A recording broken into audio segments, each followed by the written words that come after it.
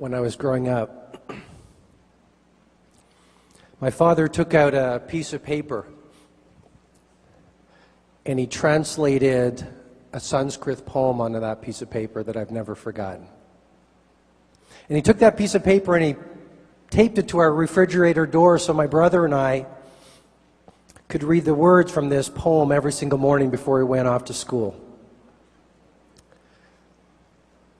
I've never forgotten what it said on that piece of paper. It said simply, "Spring is past, summer has gone, and winter is here. And the song that I meant to sing remains unsung, for I have spent my days stringing and unstringing my instrument." As I got older, I asked my dad, I said, "Dad, what was that poem all about?" And he looked at me and he said, "Son, that was a poem written by a man whose heart was filled with regret over a life half lived." He was always getting ready to sing the great song of his life. He was always getting ready to be a dreamer. He was always getting ready to play with the poetic possibilities that his life was meant to be. But he just got busy being busy. And so he missed out on the great song of his life. Spend time talking to people whose lives you want to be living. I met Evelyn and Carlos from one of my favorite places, Puerto Rico. Right? And I'm working on my Spanish, un poco.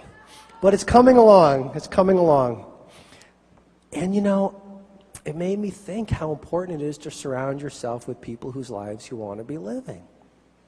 So I made a profound change reading these books, interviewing elders, talking to people whose lives I want to be living, making these changes, because obviously reading books isn't going to do anything unless you're willing to take some chances, right? Ideation without execution is nothing more than delusion. Ideation without execution is nothing more than delusion. Hey, it's great to get fantastic ideas, but what you want to do is be one of those brave souls who walks out there and executes flawlessly around those ideas, even if it's just taking that first step and running towards your fears. You want to be known, I respectfully suggest to you, as a woman or a man of action, not one of these people who's all talk and no action. Action, execution. So here's what I did. I made a profound change in my life by learning these things and acting on these ideas. I then said, if an ordinary guy from a little town of 2,000 people could make such profound changes in the way he thinks, the way he feels, the way he behaves, let me write a little book. Now, the reason I share this part of the story with you is because I want to invite you to consider that every dream starts small.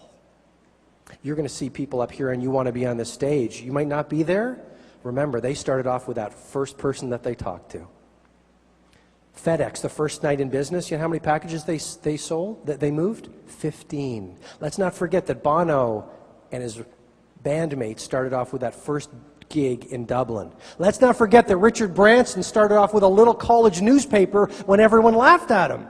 Every dream starts off small, but you want to start and move it forward each and every day. And while everyone else laughs at you and criticizes you, pay no heed to them. Keep on moving your dream forward, because there is something magical about sticking to your dream longer than anyone around you thinks you have a right to stick to that dream.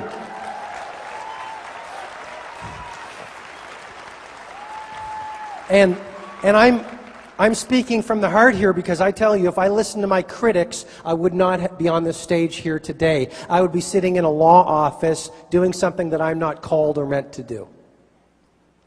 So I self-published this little book called The Monk Who Sold His Ferrari in a Kinko's copy shop. I was still, not a lot of people don't know this, I was still practicing law. My mother was my editor. My father helped me sell the book one at a time. Now, there's about 3,500 people in this room. I'm so honored to be here. I'll tell you why. My first seminar, only 23 people attended. 21 of those people were my own family members. I mean, I tell you, starting with a little dream, like building your business and saying, I'm going to get out there and I'm going to talk to people and I'm going to take risks and I'm going to work on myself and I'm going to be extraordinary. Because the days slip into weeks, the weeks slip into months, the months slip into years. Before you know it, 5 years have gone by. 1 year has gone by. Well, 1 year is going to go by anyway. Why not get there world class in this business, world class in your life?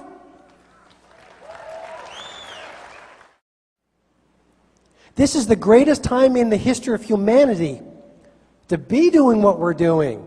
This is the greatest time in the history of humanity to make a commitment to being world class. This is the greatest time in the history of humanity to be an extraordinary human being and to learn and to grow and to have an impact on people around the world step by step. It's an exciting time to be alive.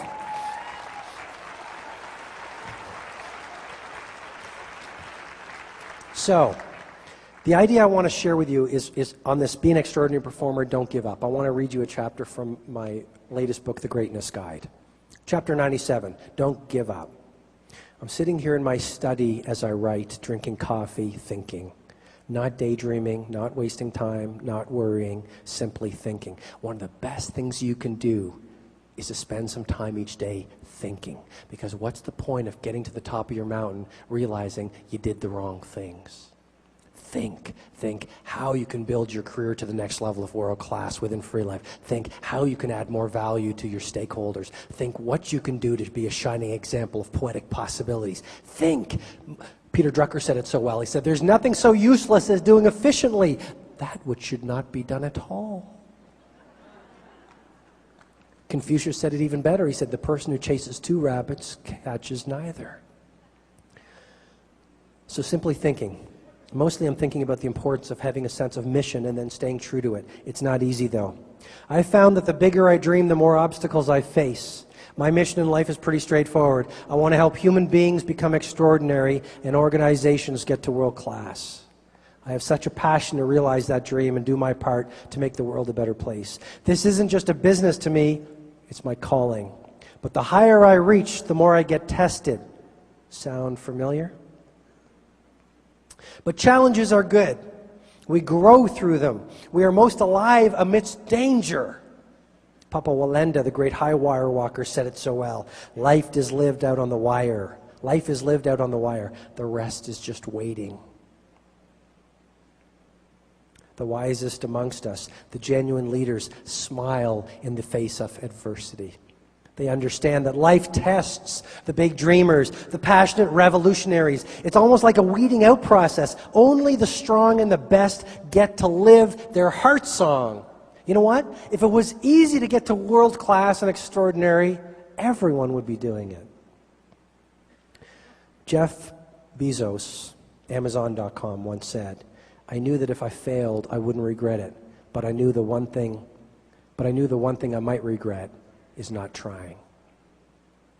I believe the only failure in life is the failure to try. I believe, ladies and gentlemen, the greatest risk you will ever face in your life is riskless living. That's why I honor you. Keep pushing the envelope. Keep dreaming. Keep growing. Keep talking to people. Keep getting better. Keep pushing the poetic possibilities that your life was meant to be.